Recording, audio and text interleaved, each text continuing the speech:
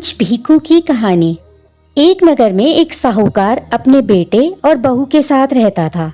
साहूकार की बहू सुबह उठकर कार्तिक महीने में रोजाना गंगा जी नहाने जाती थी। वह पराये पुरुष का मुंह तक नहीं देखती थी। नगर के राजा के लड़के ने भी एक बार कार्तिक माह में नहाने का नियम बनाने के बारे में सोचा। जब भी वह गंगा जी नहाने जाता तो सोचता कि मैं इतनी जल्दी नहाने आ जाता हूँ तो भी मुझसे पहले कौन नहा लेता है। 5 दिन कार्तिक के रह गए थे। उस दिन साहूकार की बहू तो नहाकर जा रही थी और राजा का बेटा आ रहा था। खुड़का सुनकर वह जल्दी जल्दी जाने लगी तो उसकी माला और मोचड़ी अर्थात जूतियां वहीं रह गईं। राजा का लड़का आया और सोचने लगा, जिसकी माला मोचड़ी इतनी सुंदर हैं, वह खुद कितनी सुंदर होगी। उसने सारी नगरी में मुनादी पिटवा दी कि जिसकी भी ये माला मोचड़ी है वो मेरे पास 5 रात तक आएगी। राजा के बेटे के इस कृत्य की चारों तरफ निंदा होने लगी, परंतु किसी ने कुछ नहीं कहा क्योंकि वह राजा का बेटा था। जब साहूकार की बहू को इस बात का पता चला तो उसने कहलवा दिया कि मैं 5 दिन आऊंगी, पर किसी को साख भरने बिठा देना जो इस बात की गवाही दे सके कि मैं गई थी। राजा ने गंगा जी पर बिछावन करके एक तोते को पिंजरे में टांग कर रख दिया, क्योंकि वह नहीं चाहता था कि उसके सिवा उस स्त्री को कोई और देखे। पहली रात को जब साहूकार की बहू राजा के लड़के के पास पहुंची तो पहली पैड़ी पर पांव रखते ही वह बोली, हे कार्तिक के ठाकुर राई दामोदर, 5 पांडु छठे नारायण, भीकम राजा, उस पापी को नींद आ जाए। राजा को नींद आ गई। वह नहा धोकर जाने लगी तो तोते से बोली, सुबह सुबह तेरे गल डालूंगी हीरा, मेरी साख भरियो वीरा। सुबह अर्थात तोता बोला, कोई वीर भी साख भरता है? तो वह बोली, सुबह सुबह सुबह तेरे पग डालूंगी नेवर, मेरी साख भरियो देवर।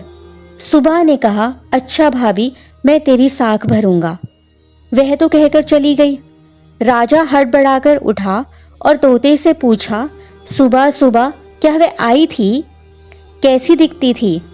तो तोता बोला, आभा की सी बिजली, होली की सी झल, केले की सी कामिनी, गुलाब का सा रंग। राजकुमार ने कहा, आज मैं अपनी उंगली चीर कर बैठूंगा, तब मुझे नींद नहीं आएगी। दूसरे दिन वह उंगली चीर कर लेट गया। दूसरे दिन जब साहूकार की बहू आई तो उसने पहले दिन के जैसे ही फिर से प्रार्थना की, हे कार्तिक के ठाकुर राई दामोदर, 5 पांडु छठे नारायण, भीकम राजा, उस पापी को नींद आ जाए। जब वह आई और भगवान से प्रार्थना की तो फौरन ही राजकुमार को नींद आ गई। अब वह नहाकर चली गई। राजकुमार ने उठकर तोते से पूछा तो तोते ने उसकी कही सारी बातें बता दी। तब राजकुमार बोला, मैं आंखों में मिर्च डालकर बैठूंगा। और उस रात को वह आंखों में मिर्चें डालकर बैठ गया। जब साहूकार की बहू आई और उसने फिर पहले जैसी प्रार्थना की तो तुरंत राजकुमार को फिर से नींद आ गई और वह नहाकर चली गई। राजकुमार ने तोते से कहा, क्या वह आई थी? तोते ने कहा, हाँ वह आई थी। राजकुमार ने कहा, आज तो मैं बिना बिस्तर के बैठूंगा, जिससे कि आराम न मिलने के कारण मुझे नींद नहीं आएगी। तो वह रात को बिना बिस्तर के ही बैठ गया। जब साहूकार की बहू नहाने आई तो उसने फिर भगवान से पहले दिन जैसी ही प्रार्थना की और राजकुमार को फिर से नींद आ गई। जब वह नहाकर जाने लगी तो आंखें बंद करके चली गई। राजकुमार ने उठकर देखा कि वह तो नहाकर चली गई। राजकुमार बोला, आज तो मैं आग की अंगीठी अपने चारों तरफ लगाकर बैठूंगा, जिससे कि मुझे नींद ही ना आए। और वह अंगीठी रखकर बैठ गया। साहूकार की बहू आई तो उसने भगवान से कहा, हे प्रभु, तुमने 4 रातें तो निकाल दी, बस आज की रात और निकाल दो। भगवान ने उसका सत रख लिया और राजकुमार को नींद आ गई।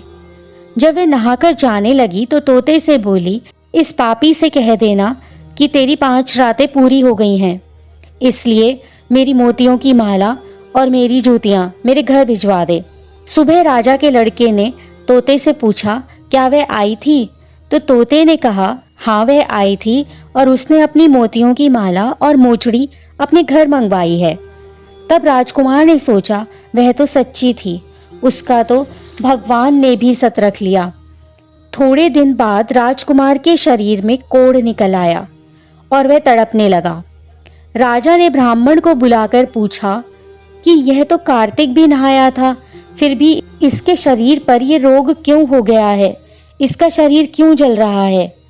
तब ब्राह्मण ने कहा, यह एक पतिव्रता स्त्री पर बुरी नजर रखता था, इसलिए इसे यह रोग हुआ है। तब राजा ने पूछा, यह ठीक कैसे होगा? तब ब्राह्मण ने कहा, उस साहूकार की बहू को धर्म की बहन बनाए और उसके नहाए हुए जल से यह नहाए तो इसका कोढ़ ठीक हो जाएगा।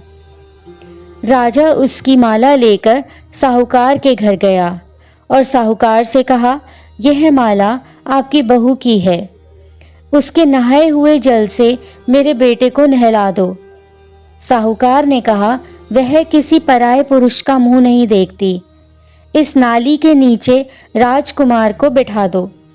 जब मेरी बहू नहाएगी तो उसका पानी इसी नाली से आएगा और अपने बेटे से कहना कि वो इस पानी से स्नान कर ले। तब राजकुमार नाली के नीचे बैठ गया और उससे नहाया तो उसकी काया चंदन सी हो गई। हे पंच भीखु देवता, जैसा साहूकार की बहू का सत रखा वैसा सबका रखना। इसी प्रकार की अन्य व्रत एवं पौराणिक कथा कहानियों के लिए हमारे चैनल को सब्सक्राइब और शेयर करें ताकि आप भी दूसरों तक इन्हें पहुंचाकर धर्म लाभ प्राप्त कर सकें।